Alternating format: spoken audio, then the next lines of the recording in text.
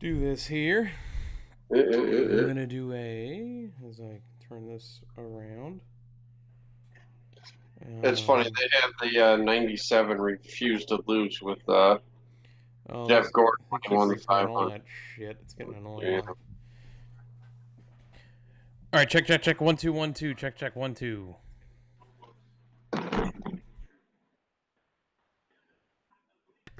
Ryan, go ahead. Tell me something. The sky is blue. The sky is sun's out.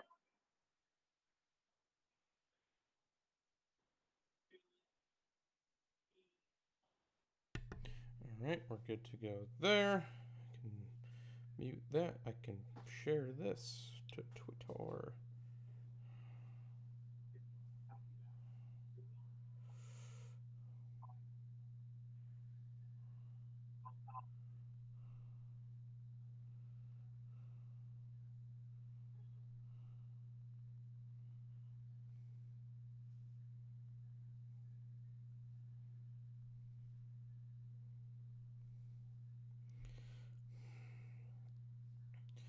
Boom, boom. Share more. Messenger to you, to you. Send. I got it. To get attachment. I'm gonna switch this to here. Oh shit! I gotta turn it down. There we go.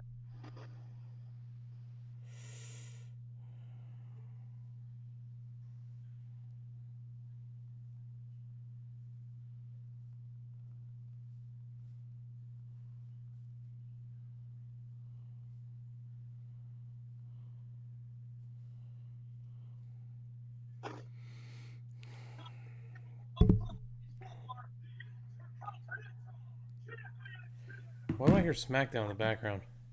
Oh, because they're repeating it from last week Oh, gotcha.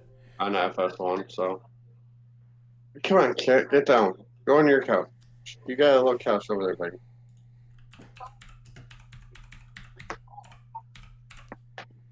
Ooh, hit chapter 2. All right, there's that. There's that. You ready to go? Yeah, let's go. All right, roll an intro. Gentlemen, start your engines! I guess I'm out of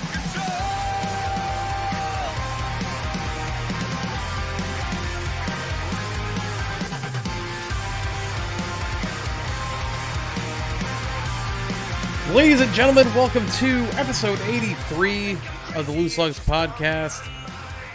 I'm your host, AJ. Hope you had a great Father's Day weekend, all the dads out there, especially our resident father of the Loose Lugs podcast. Ryan, what's going on, buddy? What is going on, AJ? How was your weekend, man? That was good, man. It was relaxing. Not long enough, Right. naturally, but you know how it goes. Yeah, definitely. Yeah, had a nice Father's Day.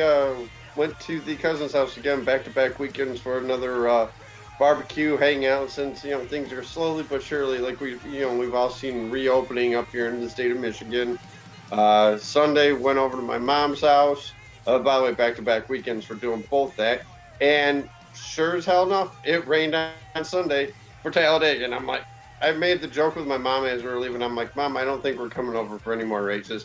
And she started laughing, and my grandmother started laughing too. She's like, yeah, both times you guys come over, it's rain out. I mean, So, in a season of craziness as it's been, to have as many delays to Mother Nature that we have had, I mean, starting in Daytona yep. in February, it has been absolutely incredible. I hope things change very, very soon with the weather aspect. But hey, man, once we got to racing Monday, whoo! Oh, yeah, I mean, even Monday, though, man, we didn't know if we were going to get anything in at all.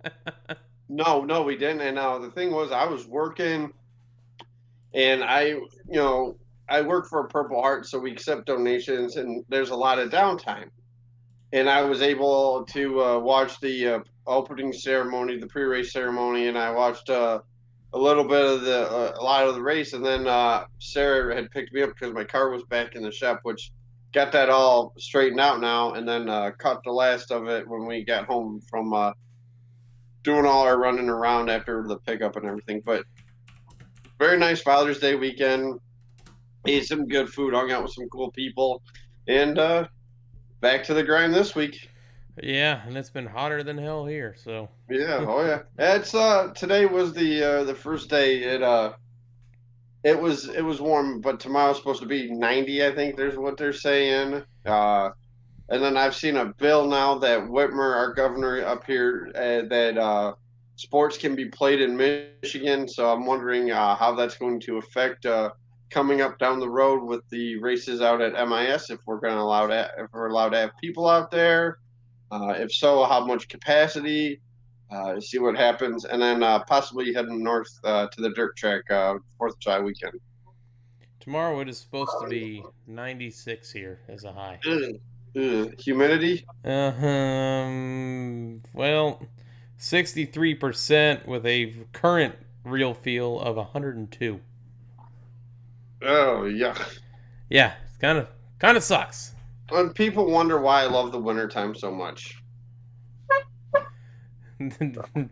Tony says work with Ryan segments in the Midwest next on ESPN Plus. No, Tony, this is an ESPN 8 The Ocho segment. Oh, yeah, it is. We are the Ocho.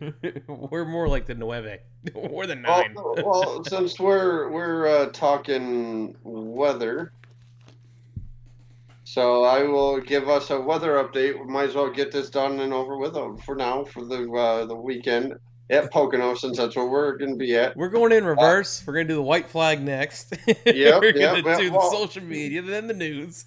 And then we'll Well, recap. I think you said Talladega. something about the weather, the Midwest weather. Well, here we go. You got Saturday thunderstorms 80% with temperature 78. Sunday partly cloudy and 82.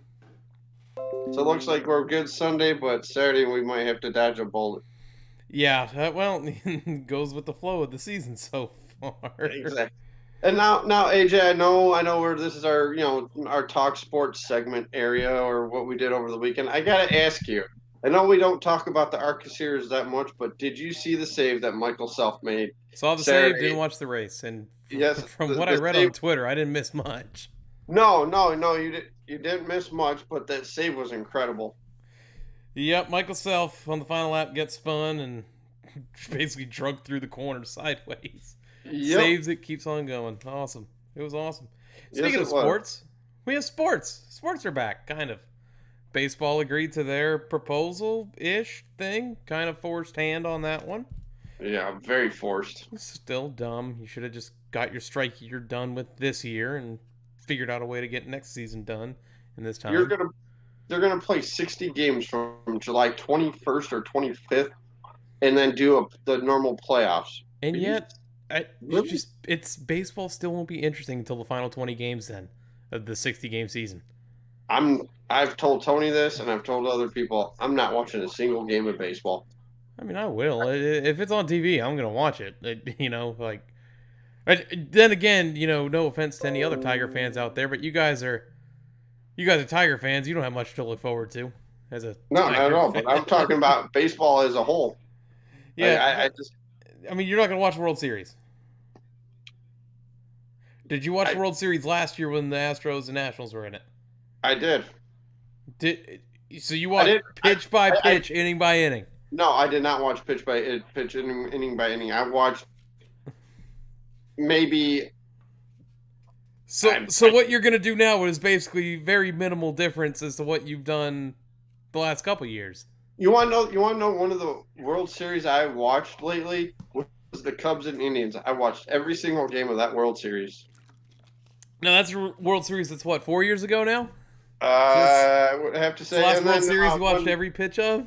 Yeah, and then when Verlander won his World Series with the Astros, I watched that game, but when they clinched. I don't know. I just I'm just trying to point out the fact that even though you're saying that, it's just it's irritating right now that you got these millionaires out there at the Players Association and everything like that. It's terrible, man. Go out there, entertain the people right now, especially during this pandemic. Here's Go. something that everyone needs to learn. When it comes to sports, owners and players are guilty alike. Or are greedy alike, I'm sorry. Guilty of being greedy. That's what you're having right now with Yeah. baseball. And baseball's always been this way. Baseball's had more strikes in the last 20 years than any other sport. Or not 20 years, last 50 years, I'll say. Oh yeah. We'll stretch it And back then a little bit hockey farther. second. Hockey, but Gary Bettman. Yeah, that's all you gotta say. And football, they had the one in 2012. They didn't have a strike or anything before that, did they? Did they have one in the 90s? I thought that was the 80s. Okay, so it was the 80s. Was it around the same? Well, they See, had like the this is before my replacement time. players. Was that around the time that like the USAFL was a Yeah. thing? Yep. And a couple of the guys headed over to that league or something like that. Like I said, it's before my time. I'm uneducated on this part, but And I was too young to care about sports at that time. But now NBA? look at us. NBA ever have a lockout? Yeah, I think they have. I can't even. I don't even know. Yeah. Hockey. They have their. Seems like they have their hub cities picked. Yep. We'll see what I think. I heard Toronto and Edmonton were two of the Canadians, and then it sounds like Vegas and possible Chicago, if I'm not mistaken. So Vegas is going to hold the East teams, and then Edmonton or Toronto will hold the West teams. Which, if it's anything, it's going to be Toronto, and then Toronto will host the West teams, just so no one has a advantage there. Home ice. Tony, take the asterisk that you've just posted in our chat and shove it where the sun don't shine. We're not getting into that again. my problem I'm going to have if hockey does restart is it's going to be over 100 degrees in Vegas during these games. They're going to have the temperature in that arena like freezing in order for the ice to stay good. We're gonna get some little hockey science in for you here, buddy. So, do you know why the ice gets bad in warmer climates during the playoffs? Educate me, AJ. Because the doors are opening and closing. Why are the doors constantly opening and closing, Ryan? People are going outside to smoke. Well, fans are coming in and out, correct? Correct. What are we not going to have when hockey resumes? Fans. You're going to have good ice. We'll see. You're going to have good ice. You're not going to have the mass amount of people in and out of the building. It's going to be very limited. And I believe they'll probably do what they ended up doing in, was it St. Louis last year, where they imported a bunch of different refrigeration units to keep the ice cold, because St. Louis had a really tough time in the Stanley Cup final last year, keeping that ice cold. They'll probably do that same thing. You're going to have good ice. I don't think it'll play an effect on anything like that. I just hope it doesn't. I really don't. Vegas notoriously is a good rink since they built it. So I'm happy with that. Toronto always has good ice, Edmonton has good ice. Edmonton's always had good ice. Even though it's got a crappy Leaf logo usually on the center part of the ice, but hey, that's okay. That's okay. They still can't beat Boston in the playoffs. We know that. Football canceled the Hall of Fame game. Not surprised. And pushed back the Hall of Fame till next year. But Roger Goodell says that in September there's going to be fans in the stands.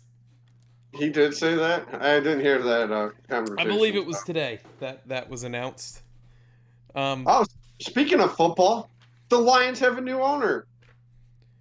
Yeah, it is the daughter of 94-something years old Martha Ford. It's her daughter. One of her daughters is taking over. New owner, same team, same last name. yeah. But they call her a new owner. But I guess she's been around the NFL. I guess the commissioner called her and congratulated her. That's great. It's perfect for a miserable franchise. I'm driving to pick up my car on Tuesday when this was announced, and she's more senile than her mother is, saying that we have the right pieces in place for a winning football team. I will say again, maybe one more win than what we had all of last year. Yeah, winning football. Very fitting for such a miserable franchise, I will say again. Yep. Just like when the question was proposed of Urban Meyer as the head coach of the Lions, fits perfectly. What is it? Scandal Urban? Yep. with the Lions. It's a perfect fit. Miserable franchise, just continue to be miserable. I'm glad I have Red Zone now. Thank you, Tony, for introducing me that over many years ago. Yeah, Live football. you get to watch all the other teams and what it's like to Yeah, see it be be a winning relevant. team. Us and Washington Is- are the only teams without a prime time game. I Is it- guess you can call Thanksgiving a prime time game because everybody's watching, but Is it too far-fetched to say that the last time the Lions were actually relevant was the 0-16 season? Because everyone wanted to see if they'd go 0-16 or not? Is that the last time that the spotlight was on the Lions for anything? I guess the wild card game against Seattle a few years ago. I mean, I don't even think And then that New is more Orleans. remembered than the 0-16 season. yeah. It came after your fans were celebrating a perfect preseason. Oh, you have no idea what the talk was there. Because I remember the very first game, week 1 against Atlanta. John Kitton is our quarterback. Matt Ryan, rookie quarterback out of BC. Everybody's like, "Oh man, the Lions are gonna cupcake them. Lions are gonna roll them." Somebody that Tony and I listened to, Mr. Mike Valeni. Dub Yeah, loves him too. yeah, oh, yeah. Dub, yep. Dub loves Mike, but he's like, yeah, the Lions are going to be up so big that at the end of the game, John Kitton is going to roll out of the back of the end zone and get a safety, and he was so confident in this pick. And then what does Matt Ryan do? His first play, a 60-some yard touchdown pass, and I'm like, oh, this is out, and the rest is history. He didn't choke that fourth quarter lead away, huh? No, he did not actually, which was impressive. So Tony says that the most memorable Lion game would be the Michael Turner 200-yard game. Interesting. Oh, no. That's the Matt Ryan coming to town. Oh, Michael yeah. Turner 200 yards. Yeah, just life of a Lions fan. I love watching your franchise just suck. Just think, you guys are tanking for Trevor Lawrence. Yeah, okay. I'm telling you right now. We're tanking for Trevor. If anything happens, the more likely thing that happens is Belichick ends up finding to somehow finesse a trade for the number 1 pick. Like, win the Super Bowl this year, trade for the number 1 pick, get Trevor Lawrence. Like, that would be the ultimate Belichick move. But here's the thing: if whoever has the number 1 overall pick, if you don't need a quarterback, are you going to trade with New England? I don't know. If you're smart, you don't. Who's going to get the number 1 pick this year? Who would you think it would be? I'm hoping it's the Lions. You're hoping it's the Lions. I mean, even though they're going to screw it up, they're probably going to take another cornerback at number 1. Hell, they did it at number 3. Why not do it at number 1? Oh, man. Watch Arizona get it again. Actually, I don't know. Jags, that's a good one. Tony puts Jags in the chat. That's another good one. All right, enough of this crap. We got some NASCAR to talk about. Yes, we do. All right, Gas and Go segment. We got to recap Talladega. What do you say, Ryan? Let's roll.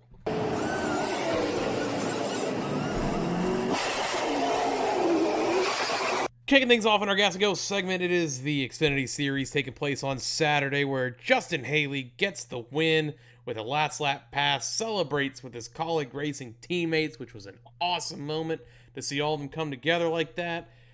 Ryan, what did you think of Justin Haley's performance on Saturday? Best car by far. I just skimmed over it right before we went live. Like I said, it's barbecue Saturday. Missed the majority of it, but caught the last 20 or so laps of it. But yeah, he definitely had the best car all race. And I tell you what, man, if you're Colleague Racing and you're going to Daytona or Talladega, expect big things from them boys. They work good as a unit. Chastain, Allmendinger, and Haley all are good functioning team. And great push by Chastain to get Haley to pull away from the Ada Jeb Burton, who had a great race himself, and got the job done. I thought through all this, Ryan, that Haley battling with his antenna issues there in the car from very early in the first stage on It's ironic because he had tweeted something years ago that it resurfaced. Something about his biggest fear is an antenna blocking his view or being in his vision when he's at one of these tracks racing.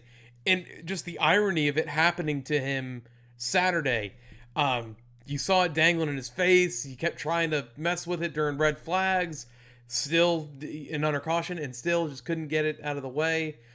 Just adding to the drama, I guess. I mean, it's got to be distracting as a driver, seeing that constantly in your face, especially a track like Talladega where you're constantly looking in your mirror up near where that antenna is. Awesome. It was awesome. It's like I wear glasses, obviously, but like anytime there's like a little spot in my glasses, I'm always constantly looking at it. So I'm sure he's probably doing the same thing in the car, going 200 miles an hour with, bumper to bumper traffic. And couldn't do it. Jamie McMurray said something which I don't know why they never did, was put a piece of tape on it. Like get a piece of tape, hand it to him on a pit stop, and let him put it in there.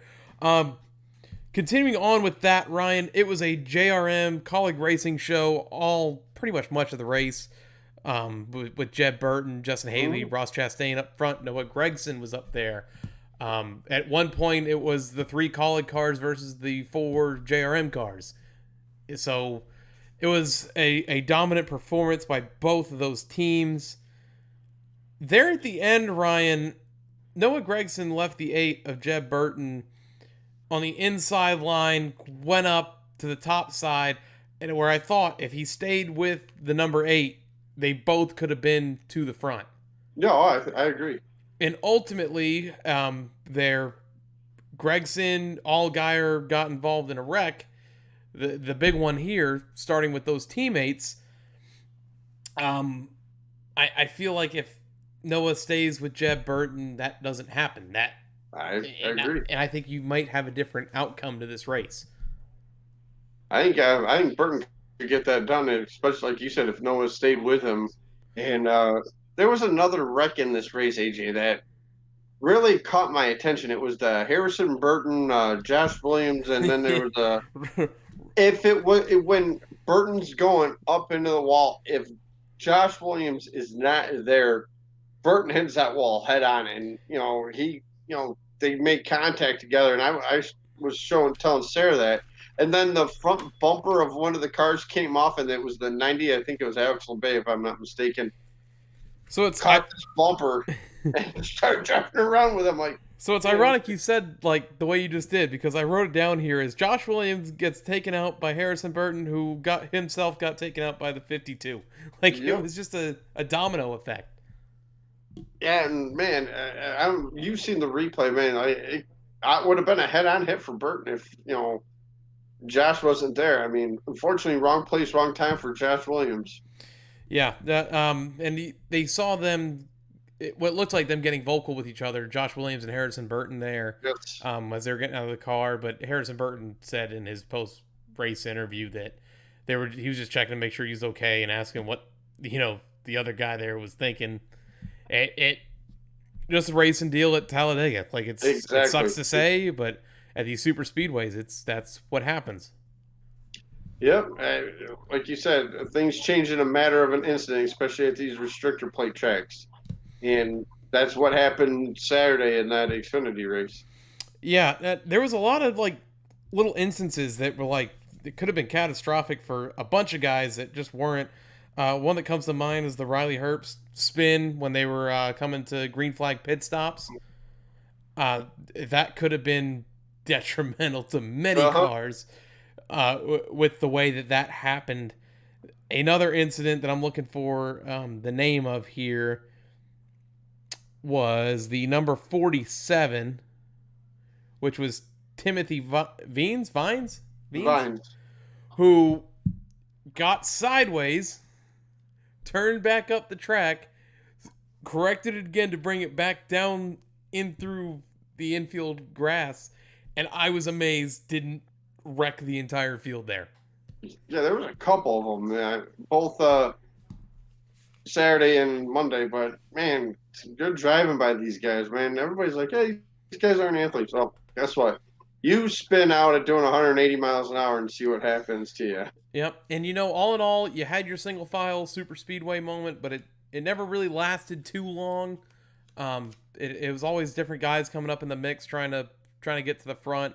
All in all, solid Xfinity race from Talladega. Yeah, I enjoyed it. It's I don't know what the next schedule is. I would assume Daytona is still next. I don't know if For they're following Xfinity the cars, I don't know if they're following the correct schedule now. If they're back on schedule with things, they're racing Pocono. they're doing the doubleheader at Pocono, but I'm not sure if this was supposed to be scheduled for a previous weekend or a future weekend. Gotcha. Yeah, so your stage winners this one. First stage, Justin Haley. Second stage, Chase Briscoe. And your race winner, Justin Haley. Your top five, Justin Haley, Ross Chastain, Jeb Burton, Austin Cindric, and Brett Moffitt. Brett Moffitt, great run. Yes, indeed. I'm glad to see Brett getting an opportunity in the Xfinity car. So maybe he can get him a full-time ride, top tier team. Kid's got talent. So He sure does. He showed in the Truck Series already, winning a championship there. So the standings following Talladega: Noah Gragson, Chase Briscoe, then Jeb Burton, Brandon Jones, Justin Haley, Austin Cindric, Ross Chastain, Justin Allgaier, Ryan Siege, Michael Annett, Riley Herbst, and Brandon Brown rounds out your playoff standings. there's Mr. Brown. Next race for the Xfinity Series is Pocono this Sunday before the Cup race at 12:30 p.m. Eastern on FS1.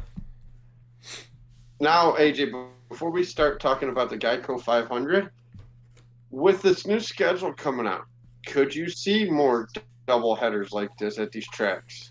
I think that you proved it this week, this season, with everything that's been going on, the way that we've been operating with things. We've had where we're racing Martinsville one weekend and Atlanta the next. Homestead the next. Before that, it was Atlanta. So, like, you've proven that you can go to these different tracks and get this done, especially with the way that they're operating it, where there's no qualifying, no practice, just roll them off the truck, and there you go. Yep. Go ahead. I'd love it. I'd love to see more weekends like these. I love the doubleheader weekend. Like, how cool would that be as a race fan?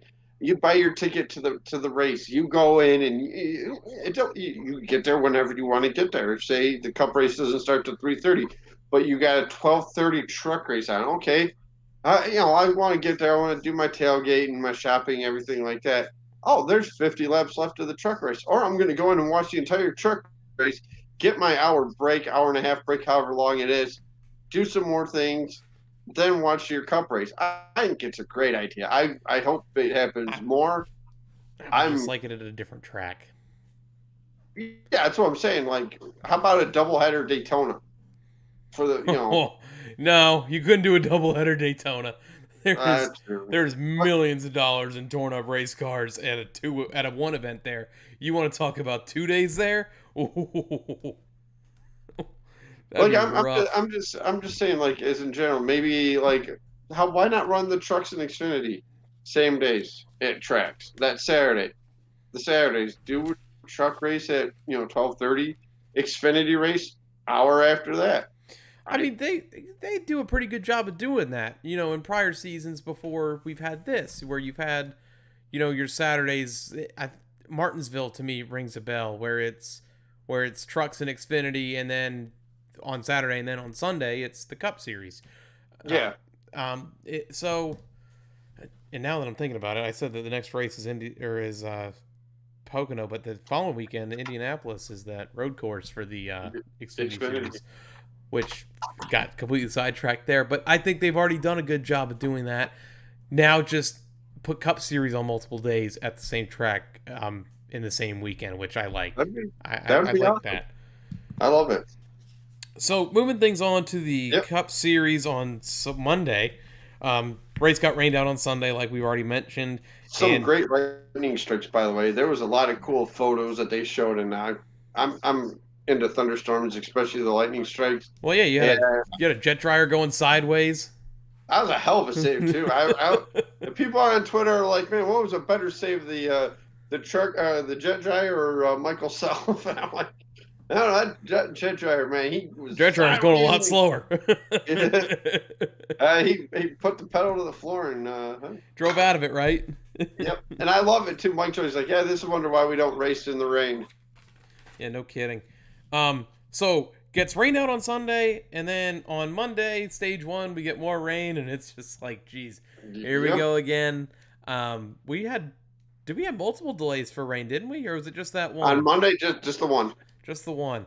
So Ryan Blaney gets the win in fashionable Ryan Blaney style, close finish, cars wrecking at the finish line.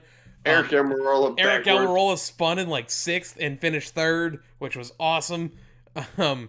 You had in turn 4 a small big one happen.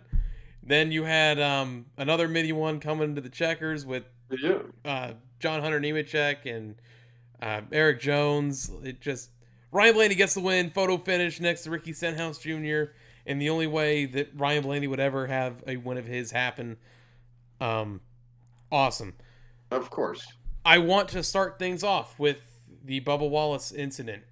And I wanted to kind of talk about this a little bit later, but I guess we're going to talk about this now. I was going to do this in news, but it's kind of a subject that you can't really postpone.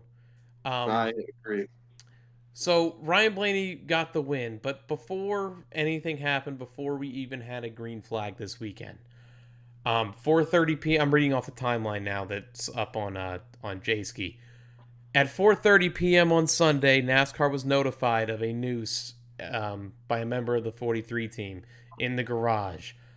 At this point, Bubba Wallace got notified around 7:30. The NASCAR made a statement around, 9, 10 o'clock, Ryan?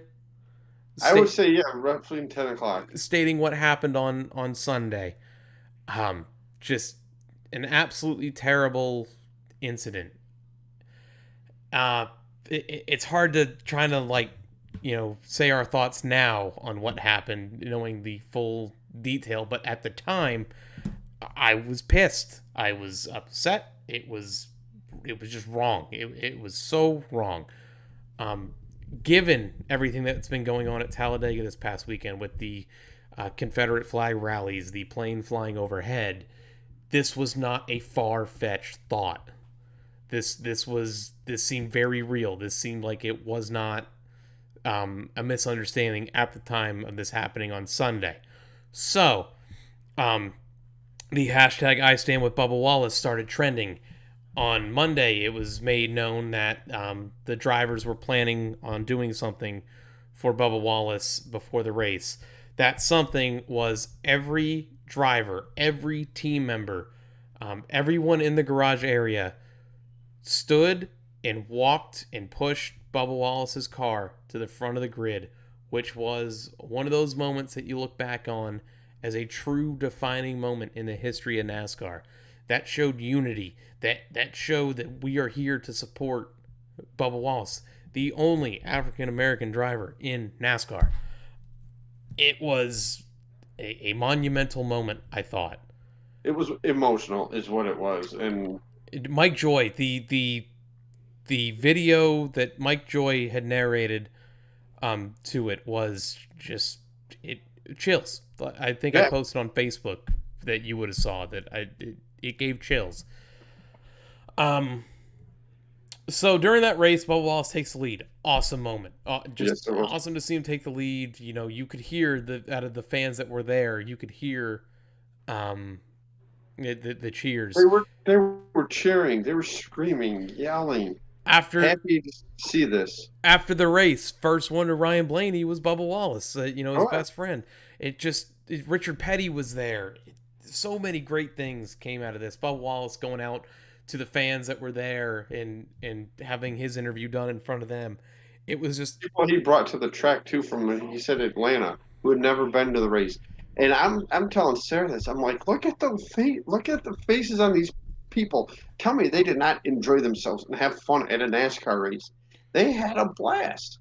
So this is where things take a I don't want to say ugly turn, because it didn't take an ugly turn. It took it had the best end result it could have been. So the FBI was called in to investigate what they were assuming was a hate crime that they had on their hands. Basically, the thought was someone went into Bubba Wallace's garage and hung a noose from the garage. So the FBI came in, investigated. NASCAR provided them with all video to the area, a list of the people with access to the area. NASCAR looked at 1,684 garage stalls across all 29 tracks, and they found that only 11 had a tied pull down. Only one had a noose, which was the one that Bubba Wallace was assigned to on Sunday.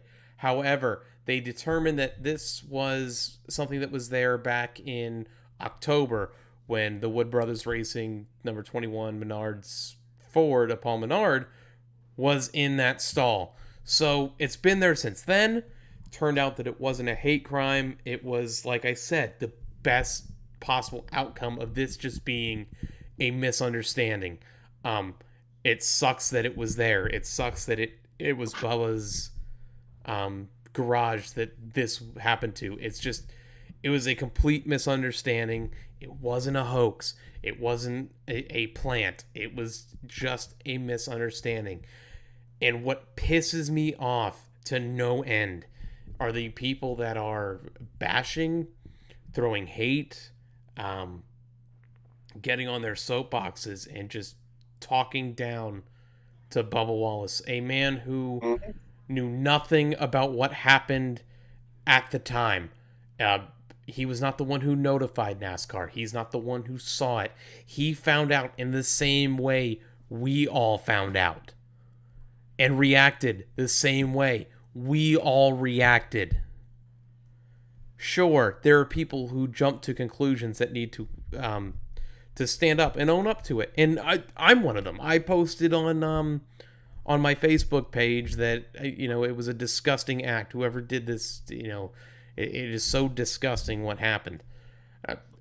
I'm wrong now. Like now, I'm wrong because it was something that was there, for a year or almost a year now. It's just the people that are bashing Bubba Wallace for this. You are showing your true colors.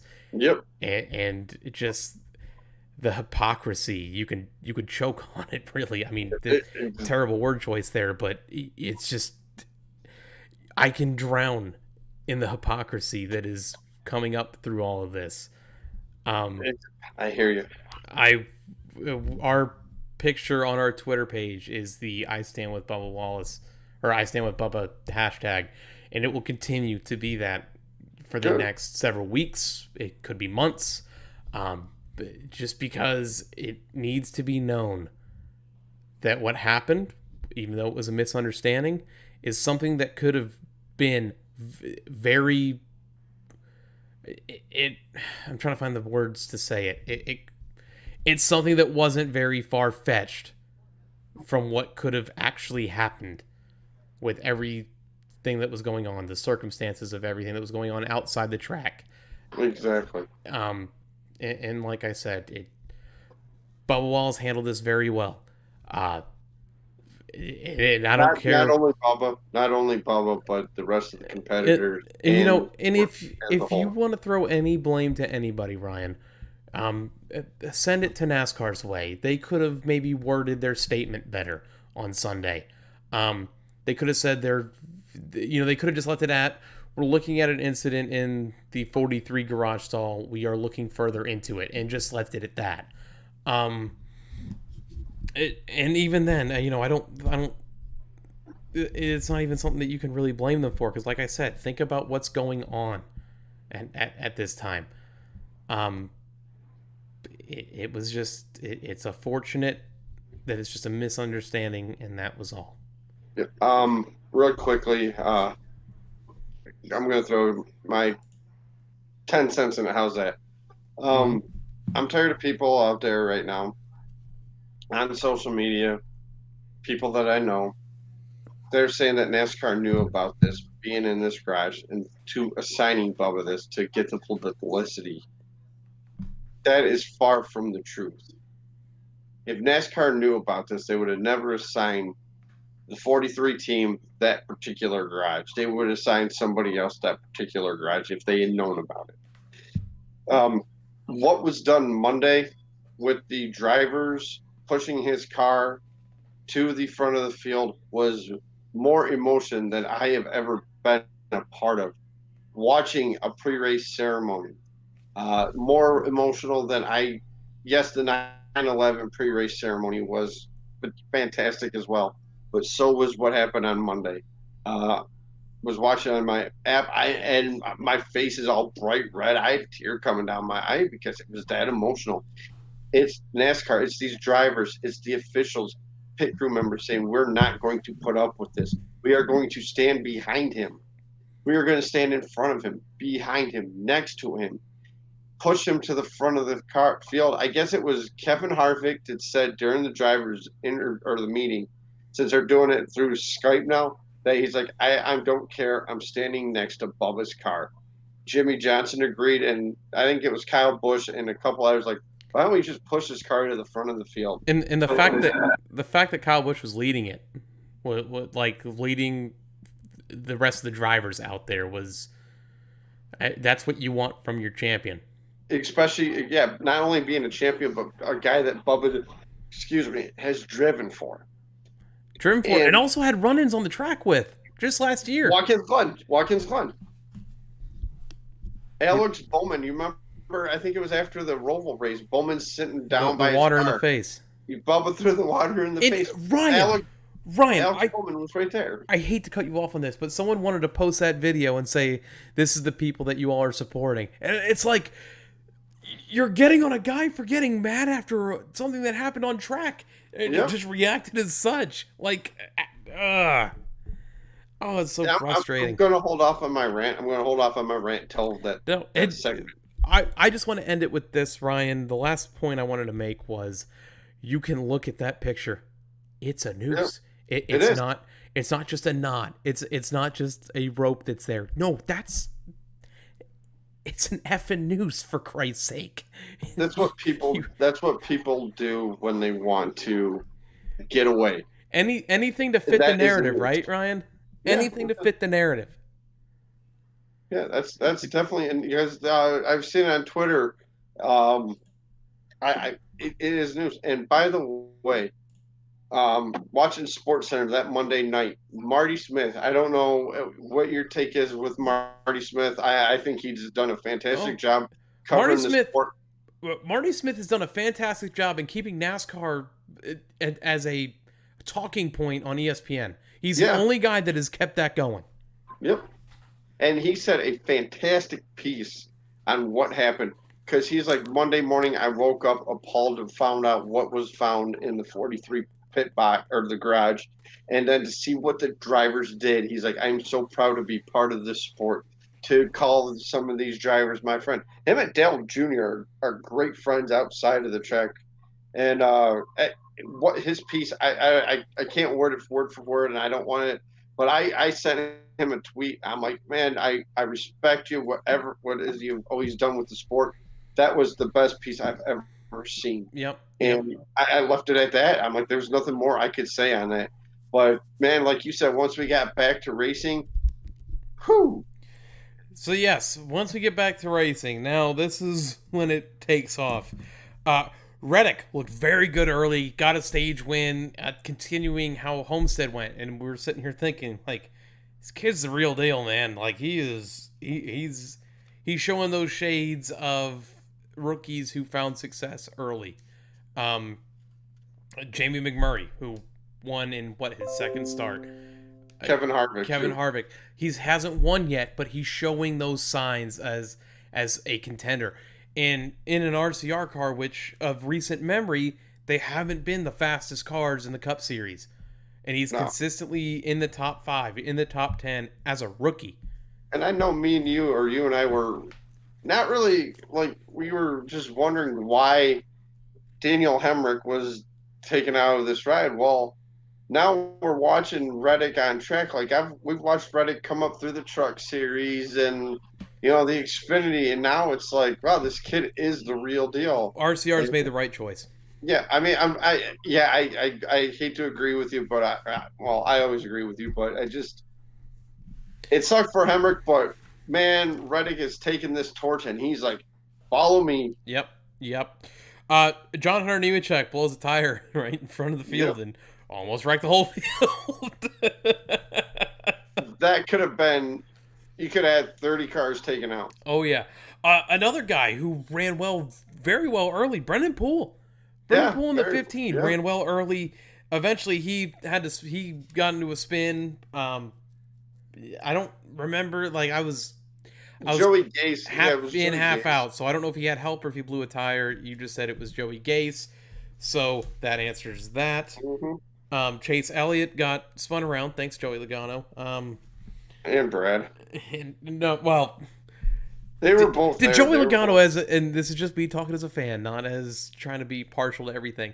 Did it not look like Logano came up late to kind of get in front or block that move? a little bit.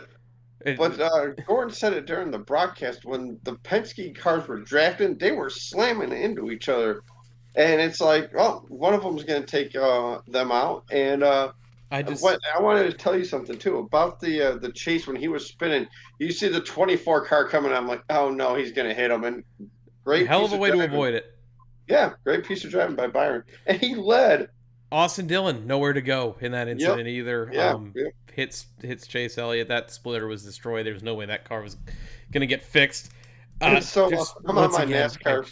I just Go ahead. I just hope at some point the 9 team gives payback to somebody. I mean, we didn't give it to Kyle Busch except for I guess winning the bounty if you want it payback. Yeah. Logano is in part the reason why I feel they lost Homestead. Now he's coming up late to block or get in front of a move that you're trying to make on him, causes you to get spun, turn around, and wrecked. Can we grow a pair and give some sort of payback? Like, I understand the cause of the Logano Chase feud was Chase running into him at Bristol, but now this is 2 races in a row, and it even First one was payback. First one at Miami was payback on Joey's end. And now this is all now right. you're Joey's being an end, I'm ass. trying to get the last lap. So, So but I just want to see some sort of, I don't know. I'm listening to the William Byron radio on Monday, and on the NASCAR app. And by the way, that is so much fun. And you hear Chad come over to the radio, and it's like, man, the 47 is going to wreck the bleeping field. And I'm like, I'm laughing hysterical. Sarah's like, why are you laughing? I'm like, you didn't hear Chad say that Stenhouse is going to wreck the field? I'm like, he had an expletive to it though, which is awesome. I think it's one of the greatest inventions Come to a that you can hear your favorite driver, or you can hear the officials, or you can hear every team. I think I'm so impressed with this. Like how I watch a race now. I have that on TV, but with the radio on.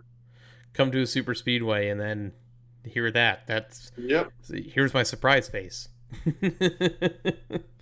Harvick Hook, Jimmy. All the Hendrick cars look good again, by the way. Yep, Harvick Hook, Jimmy Johnson there late in that race. I mean, these small 1-car spins. There was really no true big one in this until the last lap, and even that, it was only 3 or 4 cars involved on each of those 2 separate incidents. So, all in all, it was a good Talladega race. 4 wide, 3 wide, beating and banging, close calls. Do you think Blaney got up into Eric Jones at the end there? It's like, get out of the way, I'm taking this win. Yeah, I mean, I think he hit him for sure. In trying to stop him. I have no problem with doing that. If Kyle Busch No, did I just think he didn't realize that John Hunter Nemechek was there. What I was gonna say though was the fact that you had the threat of rain this entire race caused the guys to be racy at all times in this race. There was not that single file follow the leader for the 60, 70 laps. It was, full go the entire race. And that was awesome. It was interesting. I know that they took away some horsepower and tried to change up the restrictor plates a little bit to not allow tandem drafting. You still had your mix of tandem drafting in there, and it still looks like 2 cars are better than a pack of cars. I thought it was one of the best races of the year. I think it's still the second best race behind Bristol. Yep, and Yeah, that I was still something you think said about Homestead last week. for a Homestead, like I said, for a Homestead race, that was one of the better ones we've seen. Yep. But like you said though, this is we got what we needed. I thought the rules package did its thing. Yeah, you still had that tandem stuff, but you still had the pack of cars. You still had the four wide. You had the guy that got pushed to get that momentum going to the front of the field.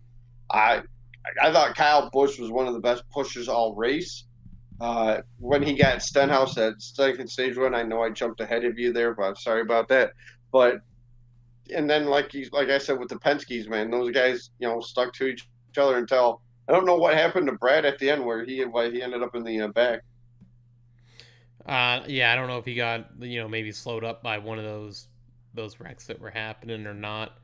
Um, yeah, your stage winners in this one: first stage, Tyler Reddick; second stage, Ricky Stenhouse Jr. Your race winner was Ryan Blaney. Your top five: Ryan Blaney, Ricky Stenhouse Jr., Eric Almirola, who, like I said, I think he was like sixth, and then he spun into third. Uh, Denny Hamlin, Eric Jones. Your standings following Talladega: Kevin Harvick, Denny Hamlin, Joey Logano, Brad Keselowski, Chase Elliott, Ryan Blaney, Alex Bowman, Martin Truex Jr., Kyle Busch, Clint Boyer, Kurt Busch, Jimmy Johnson, Tyler Reddick, William Byron, Matt DiBenedetto, and Eric Almirola, rounding out your top 16. Your next races: Saturday, 3:30 p.m. Eastern on Fox, and Sunday, 4 o'clock p.m. Eastern on FS1, both races from Pocono. And the truck's next race is Pocono on Saturday, 12:30 p.m. Eastern on FS1. Before we jump into the news, AJ, Larry Mackey is doing his trends for Talladega. Stay up front, stay out of the big one. If I'm not recalling, some of the wrecks that happened in the Daytona 500 happened at the front of the field. So it can happen anywhere at Talladega and Daytona. And that's just I had a good old chuckle at Larry with that one. So Yeah, no, it was. I couldn't listen to much of it. I was busy between work and other things that I had going on that I couldn't catch the entire thing. Even though I wish I did. I missed I heard the Chase's spin. yeah, I So, heard the ratings were very high for this race on a Monday too. yes, and I do have those for you. Let's get into some Oh, tire rub. thank you, AJ. Left side. Pull this left fender out, left side. So Ryan was talking about the Talladega TV ratings and tire rub. This is where we go over the news of the week. Talladega TV ratings. Monday's NASCAR Cup Series race Talladega averaged a 2.1 rating and 3.36 million viewers on Fox, marking the most watched Monday race excluding the Daytona 500 since Texas, shocking, in 2014. That's wow, Texas. Yes, Texas in 2014. Nothing wrong with Texas Motor Speedway, folks. But that's kind It's of become one of surprising. the more not as bad as like a Pocono or a Indy to me. Like, I mean, they're as a fan, they're just races that you see on the schedule that you kind of just Eh. you kind of get that meh feeling about. And Texas has just become one of those, and I don't know why. Texas used to be one of those fun tracks you look forward to, and now it's just Yeah, oh yeah. You know what it is? 500 miles. they did Or, that. They did the reconfiguration too, Yep, and I thought the old Texas was way better. of course. Um, the ratings. But This is kind of, impressive. in a sense, a shocking thing that the ratings and viewership topped the previous Cup Series race at Homestead a week earlier, which was delayed a couple hours because of rain and it finished late. But I'm trying to also look here. They just fell 25% from last year's race that was ran on a Sunday. Tell you what, man, And things are changing with the sport. There are people coming in who've never watched a race. One of the guys for ESPN, he has the Rage Against the Machine, Evil Empire, Passon, I think is his last name. Him and his son were watching the Jeff Daytona Passon? or the Talladega race, and he's like, "Wow, that was cool." His son was like, "That was cool." yeah, no, but continuing on, New Hampshire Motor Speedway is going to host fans on their August 2nd race. They're allowing, I believe it to be 35% capacity, which is roughly, I think, 19,000 fans. They All right. Now, there's a key thing here that they already said that they had 12,000 fans buy tickets before the virus happened. So it kind of gives you a little bit of a insight there. All right. I got you. But yeah, so that's cool. More fans coming to the track. Awesome. Yep. Gives us more reason to say what we say at the end of these shows. That is right. We can say it again. Like I said, like I said earlier in the show, that Whitmer has opened up the sporting events. I'll keep everybody posted. If there are fans in attendance at MIS, I will try to be out there for sure. You all know that. Yeah, and Justin Haley has announced that he'll be running the All-Star race for Spire Motorsports.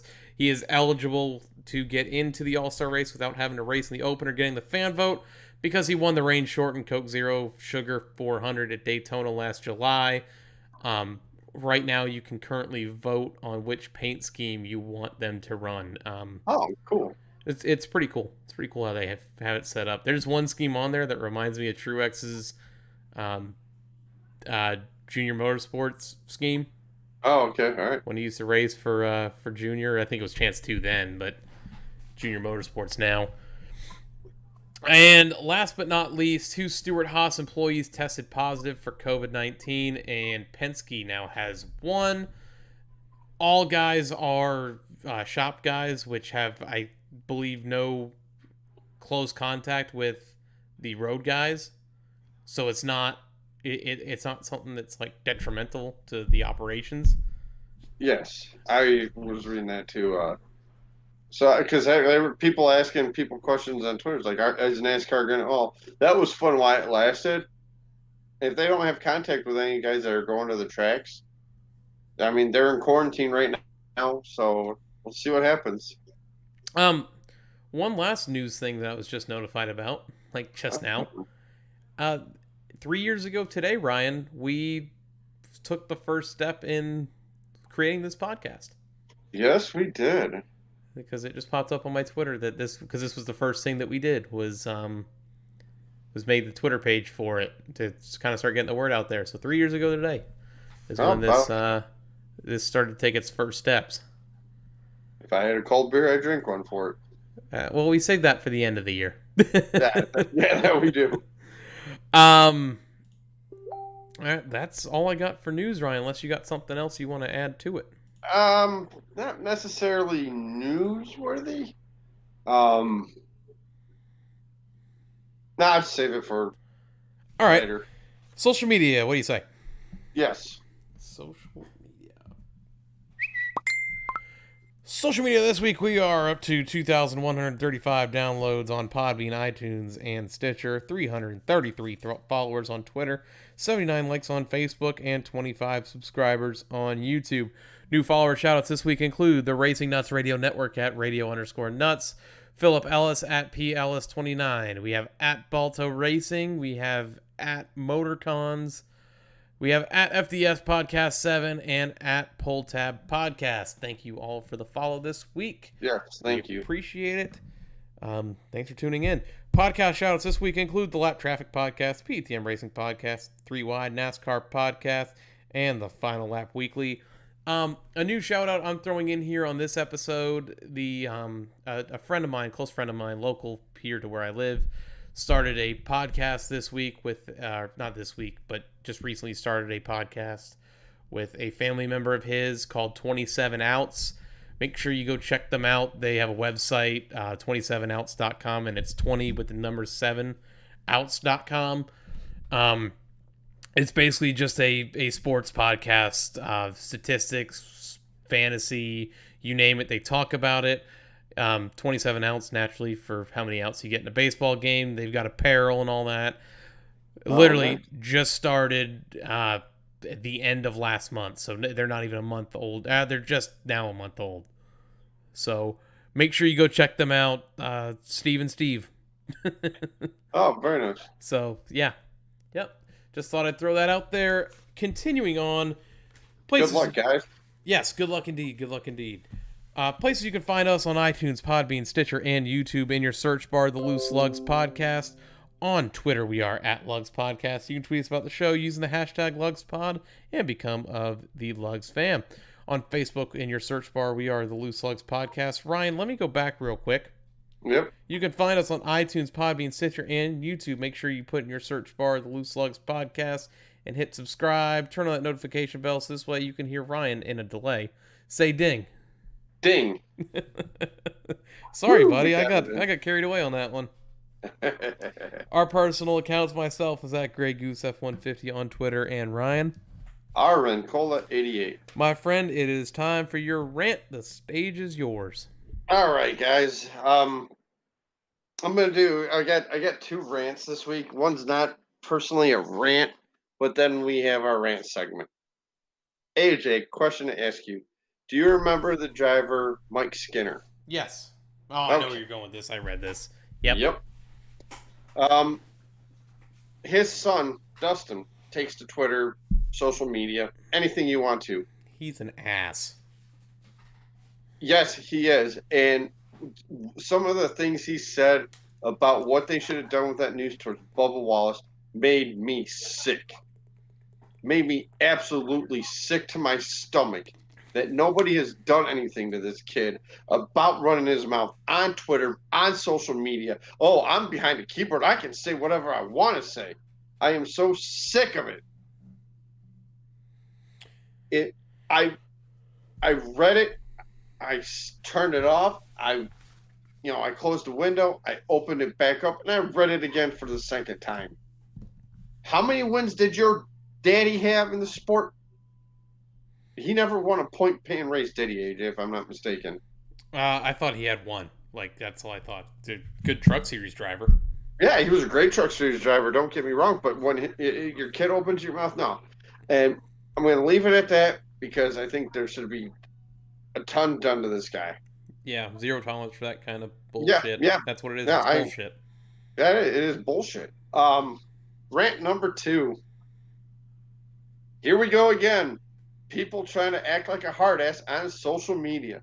I love these rants. I love these. Oh, we go. There is no point to argue with people on social media. Absolutely no point whatsoever. Somebody said that I'm sure have you seen the meme? It's the tire iron. Yes. Somebody I know on Facebook put that on. Why did you put this on? Oh, I can do that. Free country, so forth and so forth. More people start chiming in. More people start chirping in. I'm like, you know what? I'm done with this. I'm done with social media. I'm absolutely tired of trying to prove a point on social media because you can't freaking do it because they're behind their little keyboards like, oh, I can always get the last word in because I'm on my keyboard. I can do this. I can do that. It's ridiculous. Absolutely ridiculous that people have to hide behind social media to try to prove a point. And it just grinds my gears to no end.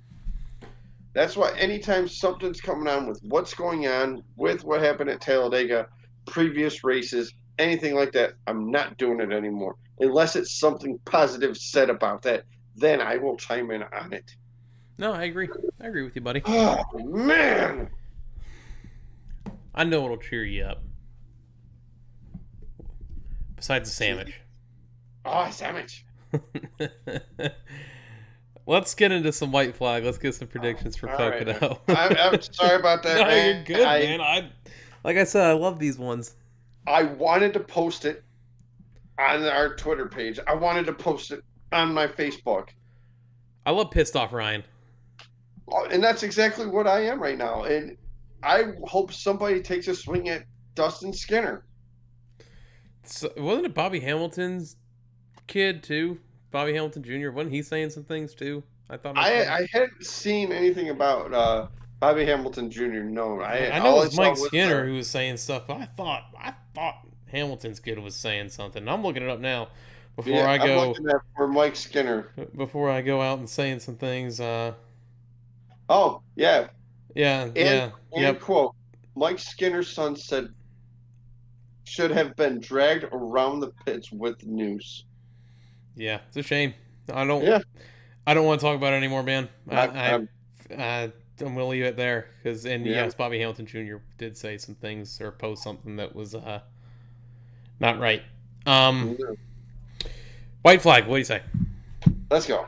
Tight, keep working the mirrors. In line with you, coming to the white. Only two. White flags when we give our predictions for the upcoming race.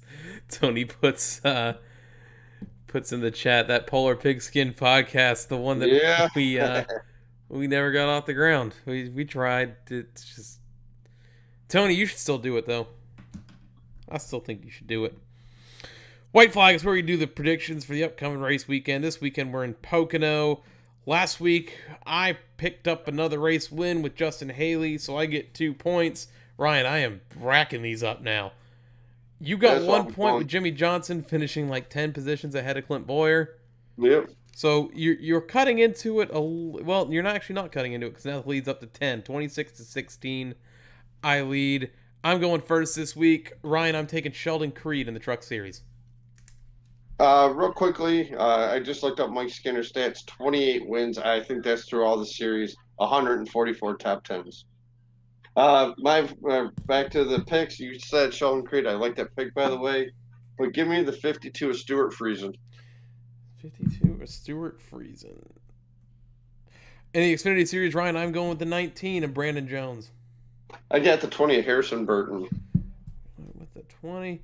Cup Series A, the Saturday race, I am going with Kyle Busch.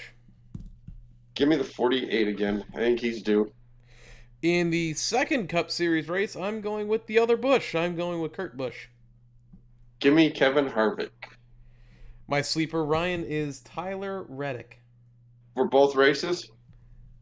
Yep, both races. Okay. I'll do De Benedetto for both races. All right. The Wood brothers run good there, so. Yeah, that's where Ryan Blaney got his first career win, man. Exactly why I thought of it. I'm like, man, could I? Oh, yeah, I can do that.